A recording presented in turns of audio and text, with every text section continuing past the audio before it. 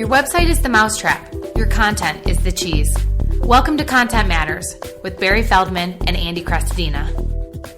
Welcome. It's another episode of Content Matters. This is Andy Crestodina here doing my bi-weekly podcast with Boz, a.k.a. Barry Feldman. Barry, how are you? Boz, should we get into what that actually means? No, it's an inside thing. That's just us. All right. So what's the topic today? We are going to talk about website navigation. You've written about it. You've talked about it. I wrote a post for you, and in that post, I was talking about user experience, and I was citing research. It's not new, but I doubt that the research results would change much. It was based on HubSpot asking their customers, what's the most important function of a website? And the answer was being able to find what I'm looking for. It wasn't close. It was like, more than 3/4 of the people said that. Navigation, it's important. Helps people get around. It's a key piece. You can't live without it. And I love it. It's so important because website navigation is one of those rare things that actually can have an effect on both traffic and the conversion rate. It's a twofer. Everyone who knows me knows this. I'm obsessed with those two main numbers. The two most important things that we do as marketers is affect those numbers. One is to drive qualified visitors to the website, and two is to convert the maximum percentage of those visitors into action takers, as in leads, subscribers, customers, you have it, you name it. So, as such, the way to maximize both traffic and conversions and the way that navigation can affect your SEO and CRO, conversion rate optimization, is by being descriptive. So I'm going to kick us off with the top tip right at the front, which is to make sure that you use descriptive labels in your navigation. Your navigation is an opportunity to indicate relevance to both search engines and people, and I highly recommend that all of your listeners consider being descriptive and saying what you do and giving the visitors some sense for what it is, as in don't make a page called services. Don't make a page called solutions. People aren't searching for solutions. I've done hundreds of hours of keyword research in my career, and I rarely ever see the word solutions come up. Quick side note and strong opinion, I think the only people who say solutions are people who are selling something. Buyers and visitors and prospects don't really call things solutions, hardly ever. So I recommend against using generic labels in your navigation. I recommend for being descriptive, even if it's just adding one or two words that say what business category you're in, as in marketing services. All right, so solutions and services certainly cannot rebut your point of view that people don't search for those. Nobody's looking for solutions or services. They're looking for a type of solution or service. Mm-hmm. But you've just offended or at least challenged probably almost every website on the internet, right? Who in their navigation bar has probably the word services would win. And so what do? You put an adjective in front of it?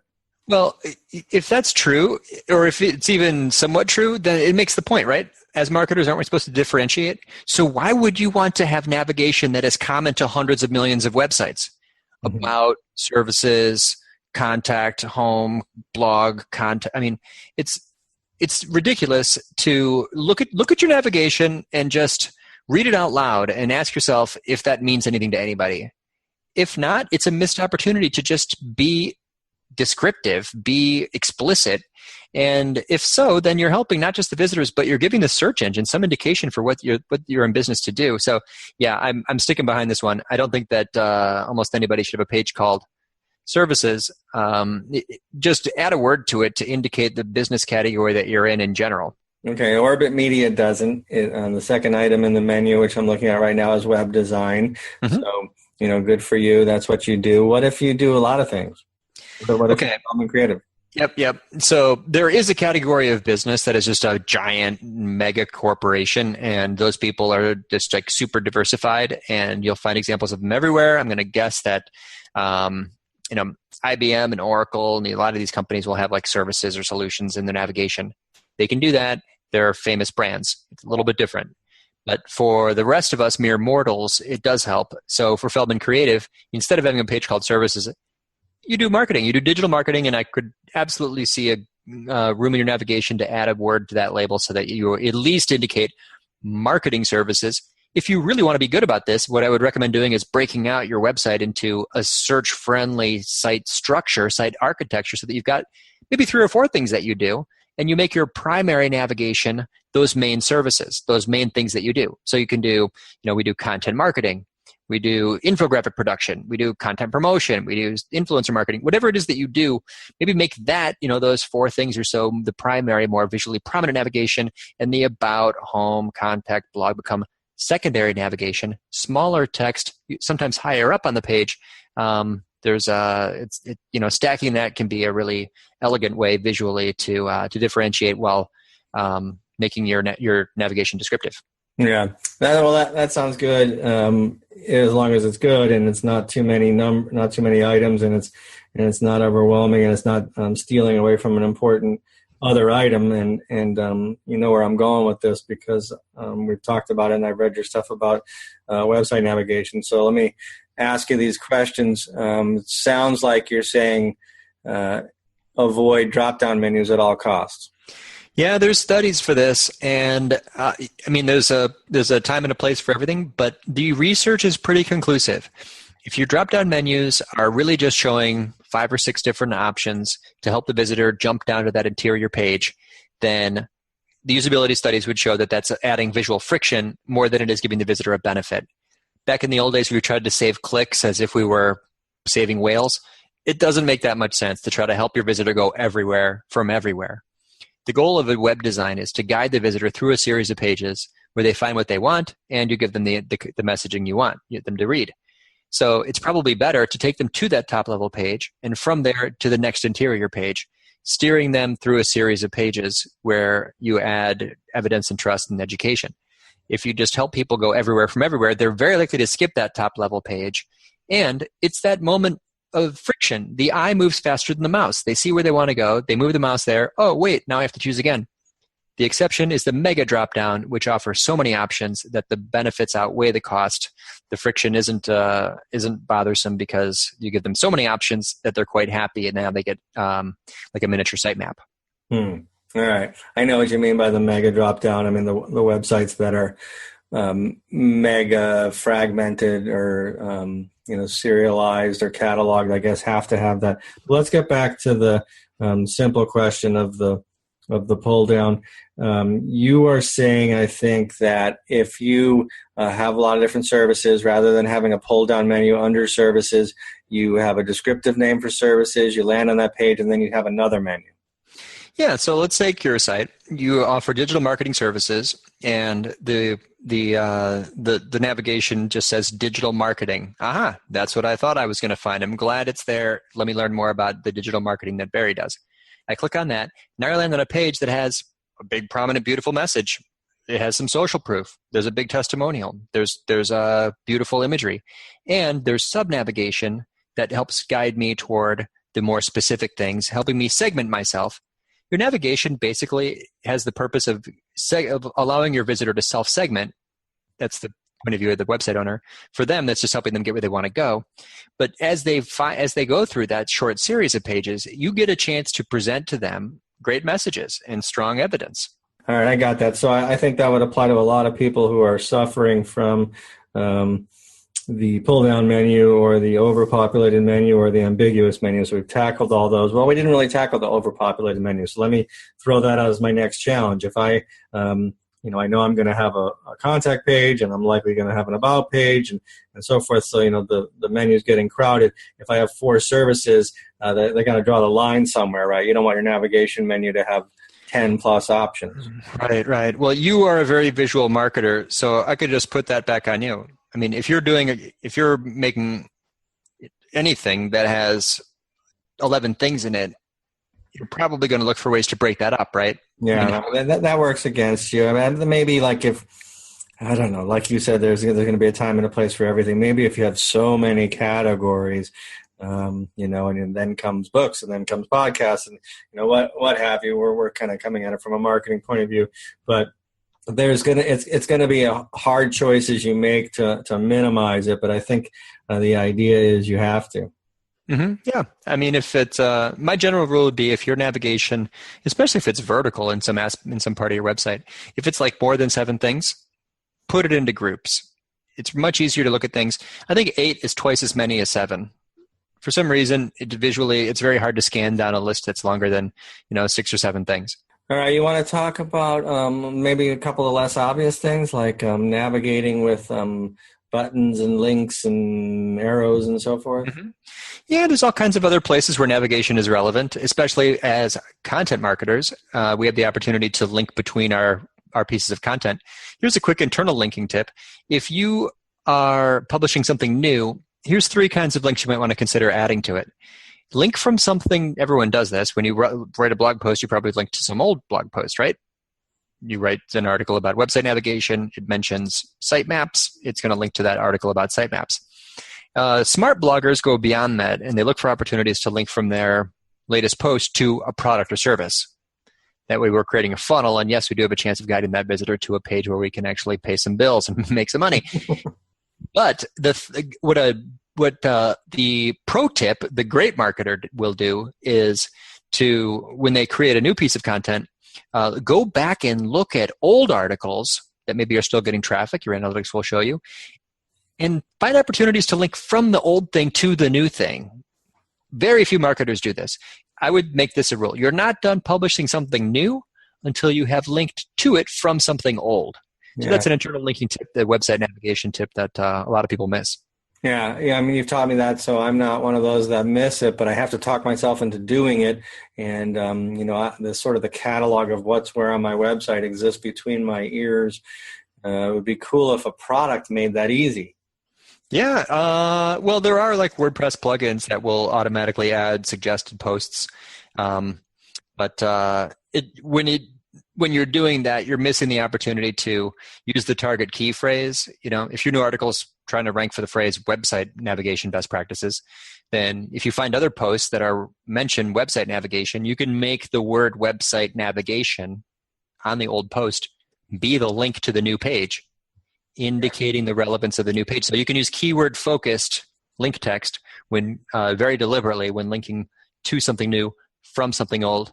It's a slightly more thorough approach to indicating relevance. But that's navigation too.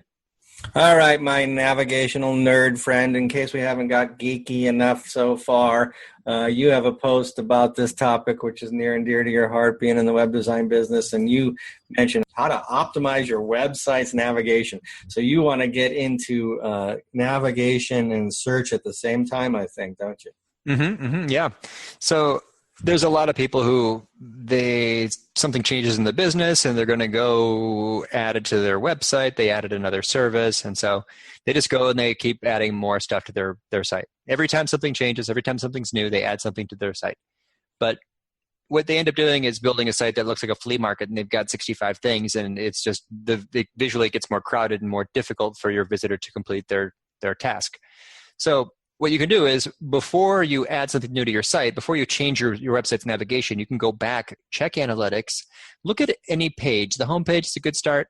Click on the navigation summary tab right there right by the trend line there. It shows navigation summary. And you can see where people are going from where. Very relevant, very important, because now you'll see if there's something that you maybe have in your navigation, nobody's using it. Take it out. Don't add anything new to your website, including into the navigation and menus, without considering at least removing something old first. That's optimization.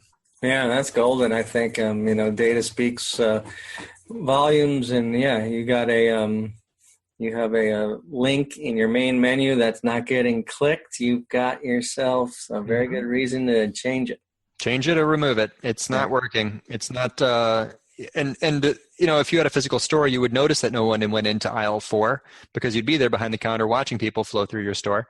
But your website's no different. People just never go check the navigation summary for their pages. The minute you do that, you'll get all kinds of ideas on how to maybe change labels, run a test, or just remove something. It's everything on there adds visual noise, making everything else harder to find. You can make a website better just by taking stuff off of it. The magic of analytics. Even your 6-month-old son is reading about analytics. That's true. funny picture. Is it time to kill some mice? It is mousetraps and cheese. I'm going to give a conversion tip, but first, let's get some more out of you. Why don't you start us off with a cheese tip? Cheese precedes the trap. All right. I was thinking, it's not super easy to connect these ideas between content marketing or content creation and website navigation. However, all we've really discussed is the main menu of your website. I think, I don't mean to be diminishing it. It's about as important as anything on your website and the first thing people see. But let's assume we're talking about your blog now, or a content hub where people are at least one level deeper into your website. Navigation belongs there too. Once again, the thing that I decided at the top of the program about HubSpot's survey that people hold first and foremost as most important in their evaluation of websites. Help me find what I'm looking for. Help me make it quick. Mm-hmm. So do so on your blog too. Make it easy for your blog to be navigated via a search bar or a search mechanism of some sort. Categories, if those are important, they generally are as your blog grows. You could filter those. You could do those with pull downs. You could do those with the hyperlinks. You could do those with kind of the filters you see on common WordPress websites now, where there's a grid and you push a button and some go away and some stick around. And then I think lots and lots of variations of the if you like this, you should read this thing. I'm not talking about the paid for Taboola type of thing. I'm talking about the resident suggestion engine. Might be based on Disqus, or it might be based on a lot of different plugins, but the idea is since you've expressed interest in this idea, stick around and read these posts. So that's blog navigation. Mm-hmm. Yeah, that's good. It's so important because blogs tend to be just another place where everything just kind of piles up. Without navigation, it's very hard to find anything on an active blog. It's sort of just like you're looking at the cover and the other stuff's impossible. It's buried so deep within. Right. I find myself on blogs, and even good blogs, where I think this is great, now what? And they didn't answer that question. It's a dead end. Yeah.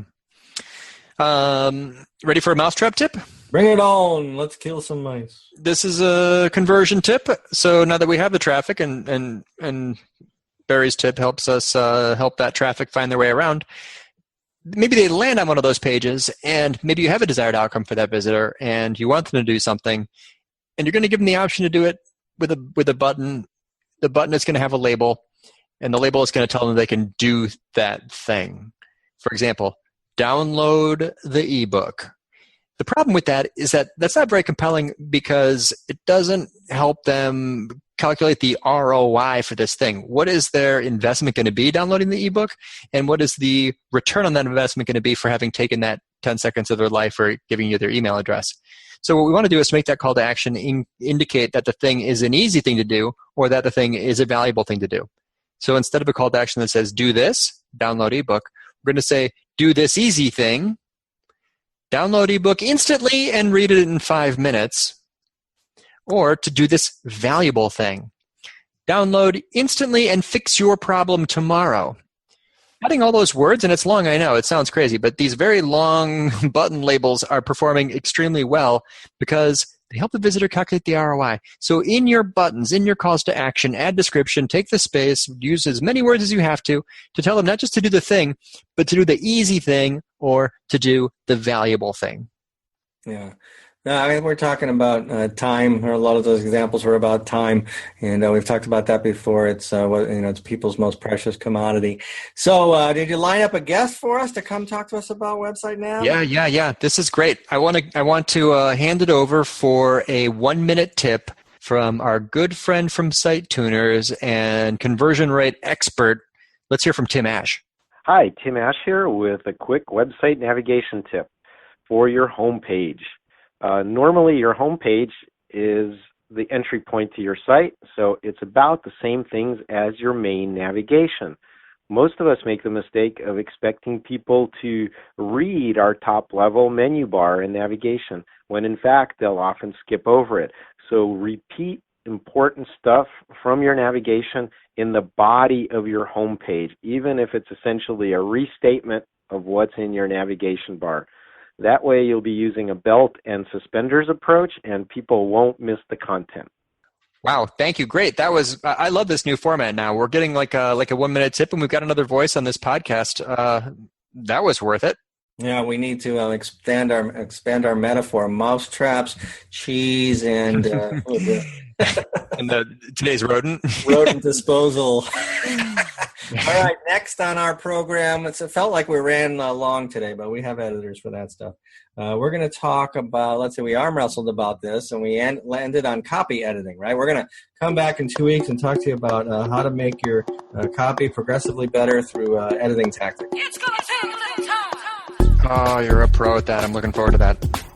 All right, good to talk to you, and thanks for listening.